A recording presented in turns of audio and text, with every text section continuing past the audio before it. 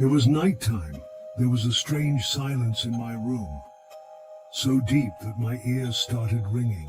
It seemed as if all the sounds of the world had disappeared somewhere. I was lying on my bed, my eyes closed, but sleep was far away. I had always been afraid of silence, the silence in which every little sound felt like an explosion. Suddenly, I felt a faint rustling sound from the corner of my room, so faint that someone else might have thought it was a breeze. But in that deep silence, the sound echoed in my ears. I slowly opened my eyes. The room was pitch black, but my eyes were used to the darkness. I looked in the corner where my old clothes were lying. There was nothing there. I thought it must be my imagination. I closed my eyes again. But then the rustling happened again, this time a little more clearly, like someone was going through the clothes. My hair stood on end, my heart beat faster. I gathered my courage and sat up in bed. I turned on the flashlight and turned the light to the corner. Even in the light, I couldn't see anything. The pile of clothes was still the same. I turned off the flashlight and sat down again in the darkness. Now the silence seemed more eerie than before. I felt as if someone was staring at me. It was even harder to breathe in the room.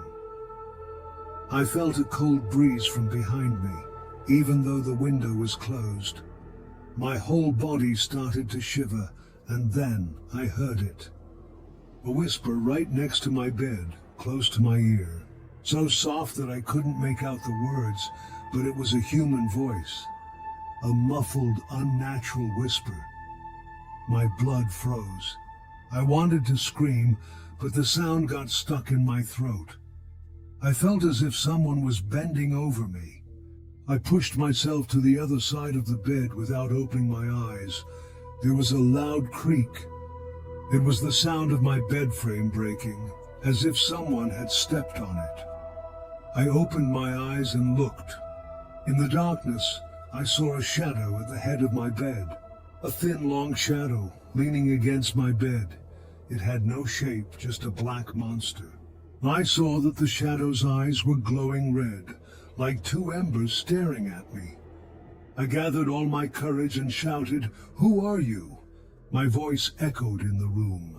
And with that, the shadow quickly moved and started moving towards the corner of the room, where there was a pile of clothes. The shadow disappeared into the pile, as if it had never been there. I quickly got out of bed and turned on the lights in the room. The whole room was lit up. I moved the pile of clothes, but there was nothing there. No hole, no hiding place. There was just a wall. But my eyes still had that red glow, and my throat was still sore from the scream I had made. After that night, I stopped sleeping alone in my room.